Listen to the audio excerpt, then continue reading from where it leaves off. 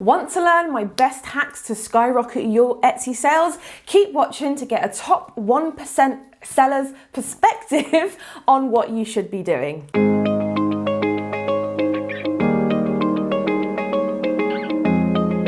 Hi everyone and welcome back to my channel, the place to be if you are a serious handmade business owner. I have built a 6-figure handmade business in a really saturated, crowded niche, and I'm here to teach you how to do the same thing. So if you haven't already, please subscribe to my channel, smash that like button, and also turn on the bell icon to be notified when new videos go up every single week. So my number one tip is to think of each long tail keyword phrase that you use as a virtual salesperson, which sounds really weird.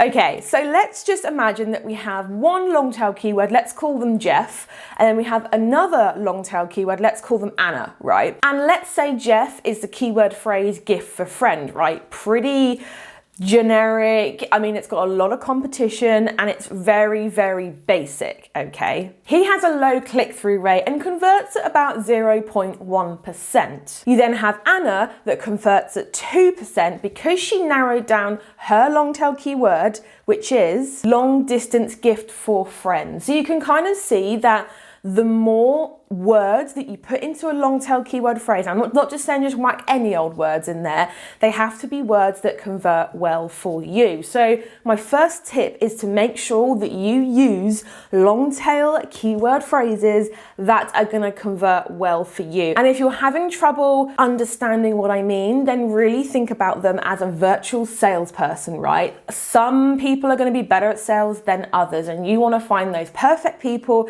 to put in your titles, in your tags, so that they make sales for you whilst you sleep. So tip number 2 is to leverage other people's content. Now, something that I did when I was first starting out would be I would go to someone else's page, Instagram profile, whatever, and I would find profiles that had the same kind of target market as what I had or that I wanted to have, right? And I would spend about an hour or two a day literally going onto their profiles and leaving a nice comment on their photos. And then, especially for Instagram, I would go into the people that followed that page and I would then go onto their profiles and leave a nice comment on there as well. Now, I'm not saying use a bot for this. They are out there.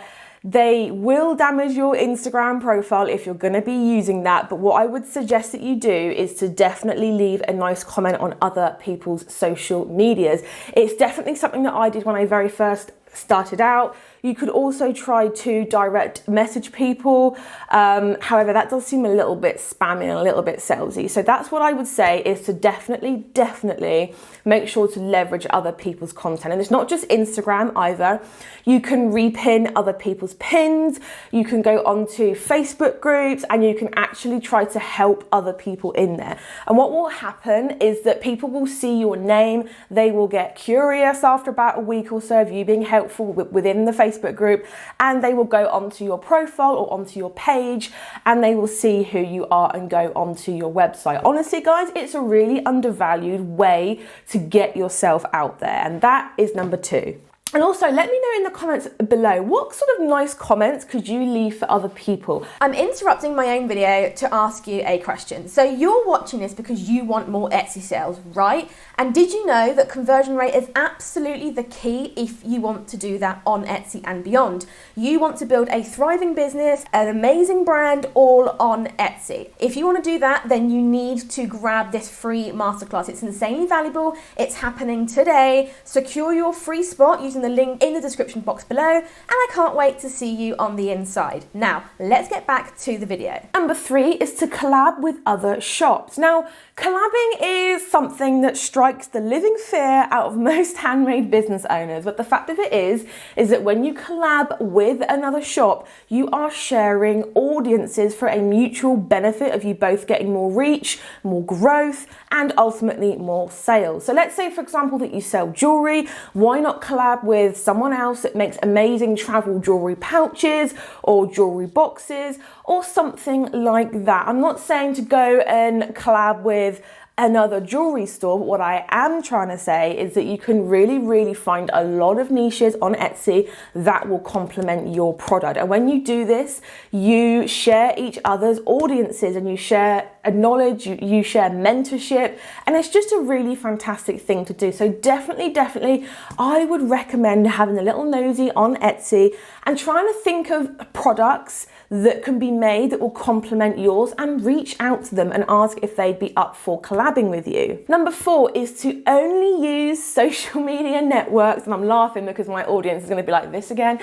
Only use social media networks that your target market is actually using, okay? So here's the thing, it can be really tempting to go for like the big 4, the big 5, you know, Facebook, Pinterest, Instagram, Twitter, TikToks, you know, everything like that. But here's the thing, is that let's say that you have an audience between 35 to 65, they're mostly going to be on Facebook, okay? Facebook is the grandfather of social media networks. I'm not trying to say that if you're older, you'll only use Facebook, but Facebook historically has an older target audience, whereas TikTok is mostly 14 to 25-year-olds. You have to be hyper aware of what your target market is in order for you to find the right social media network. And I would only recommend picking one.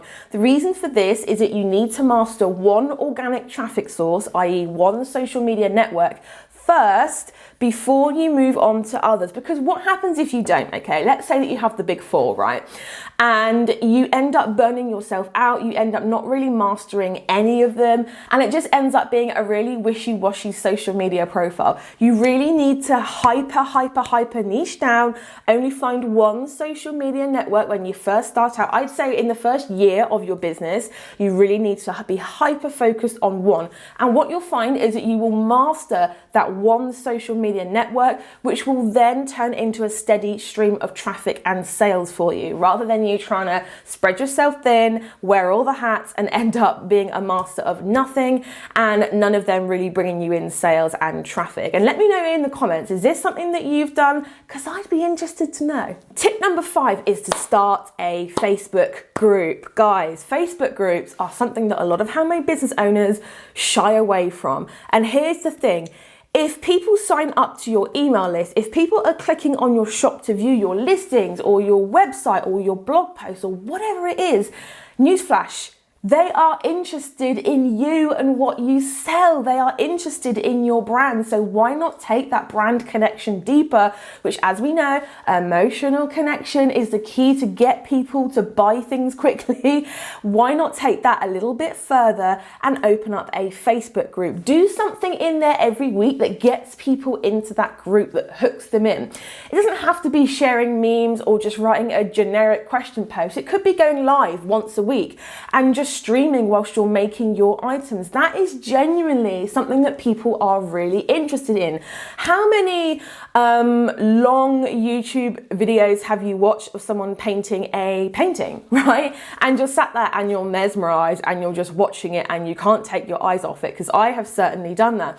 Why not live stream whilst you are making your products? And you'd be very shocked at the amount of people that want to do that. And if you don't want to do lives, you could do weekly auctions of stuff that maybe you can't sell on your Etsy shop. You could do competitions, you could do sneak peeks, you could do lots of different things within your Facebook group to get people in. And also you can do the generic scheduled post where you're asking a question or you're engaging with your audience.